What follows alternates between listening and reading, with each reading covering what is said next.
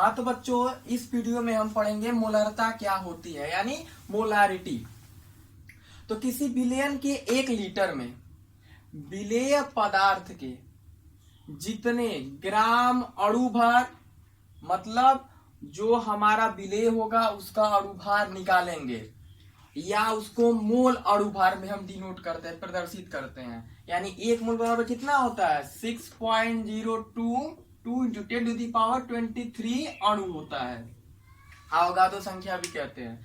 तो किसी विलयन के 1 लीटर में विलेय पदार्थ के जितने ग्राम अणुभार या मोल अणुभार उपस्थित होते हैं, वही उस विलयन की मोलरता कहलाती है। पिछले वीडियो में आपने पढ़ा नॉर्मलता।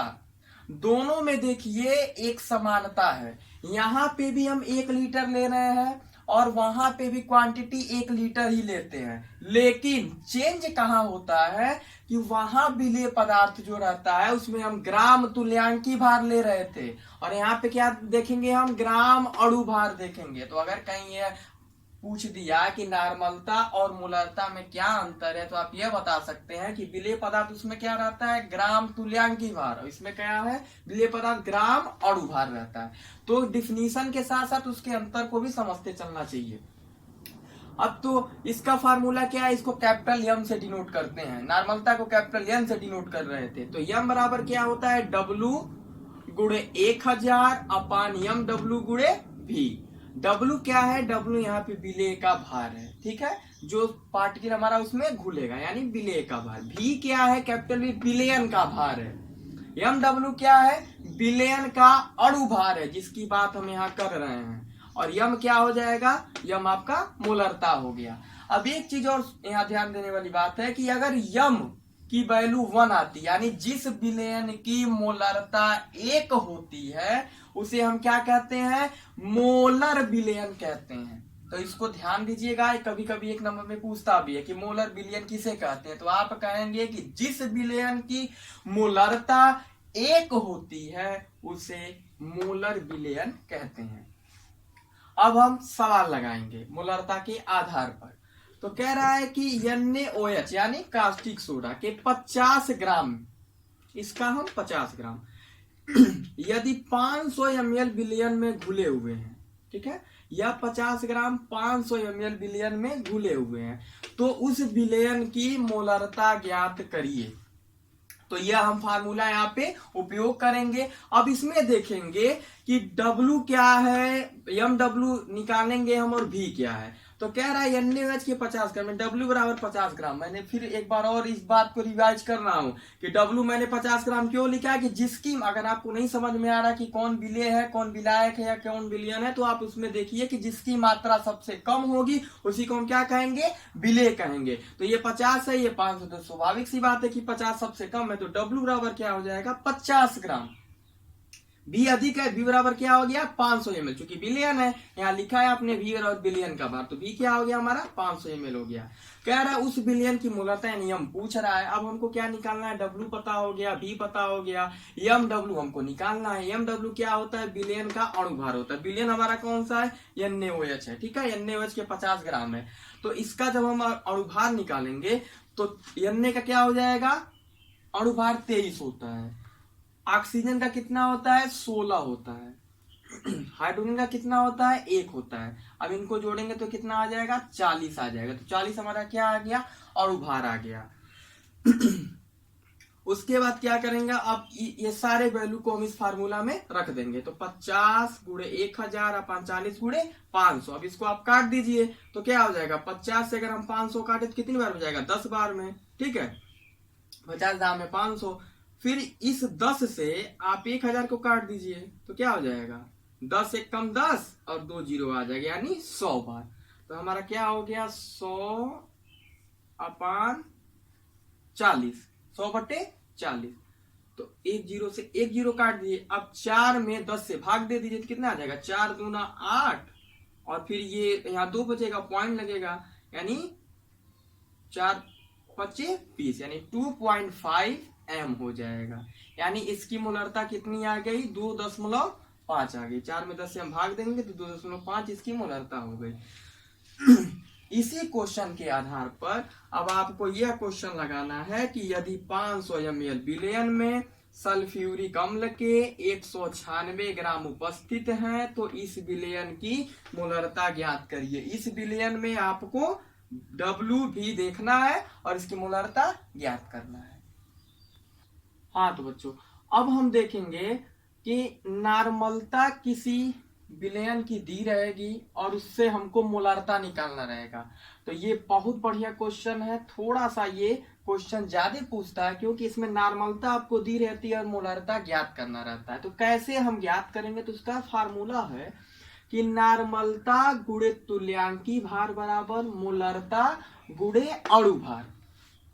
यानी नॉर्मलता को यंग से प्रदर्शित करते हैं, तुल्यांकी भार को ई से प्रदर्शित करते हैं, मोलरता को कैपिटल एम से, अणु भार को MW से।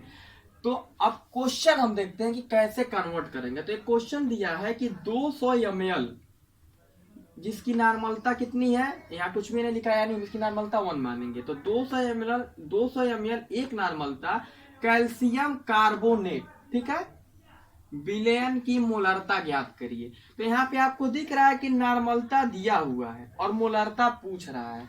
तो किसी क्वेश्चन में या किसी विलयन की नॉर्मलता को मोलरता में कन्वर्ट करने के लिए ये हम फार्मूला लगाएंगे। तो सबसे पहले देखते हैं कि इस क्वेश्चन में गिवन क्या है, दिया क्या हुआ है। तो V बराबर कितना दिया है, 200 ml, यानी 200 ml विलयन है तो V बराबर 200 ml। यन कितना है, 1 है तो 1 हमने लिख दिया, यहाँ पे 1 है। अगर यहाँ पे मान लिया यन ऐसे लिखा रहा था 2 यन, तो यन की वैल्यू कितनी हो जाती, 2 हो जाती।